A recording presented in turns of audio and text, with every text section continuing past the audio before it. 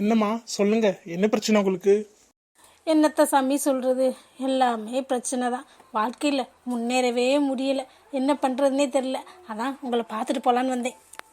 இந்தாங்க என் வீட்டுக்காரரோட ஜாதகம் பார்த்துட்டு நாங்கள் முன்னேறுவோமா மாட்டாமா, காசுப்படுமா சேருமா, வீடெலாம் கட்டுவோமா அப்படின்னு பார்த்து சொல்லுங்கள். ஏம்மா, உனக்கு ரொம்ப கடை இருக்கும் போலயே. இவ்வளவு கடனை வாங்கி வச்சிருந்தா நீ எப்படிம்மா முன்னேற முடியும்? கடனே அடைக்க முடியாது போலயே. இப்படி கடனை வாங்கி வச்சிருக்க? ஏக்கா பாத்தியா, இவர் நல்லா பாப்பாருன்னு சொன்னல, நீ கடை வாங்கி வச்சிருக்கத கூட பார்த்து சொல்றாரு. அட ஆமாடி, நான் எங்கெங்கே கடை வாங்கி வச்சிருக்கேன் எல்லாமே இவருக்கு தெரியும் போலயே. பேசாம இவரையே கடனை அடைக்க சொல்லிடுவோமா?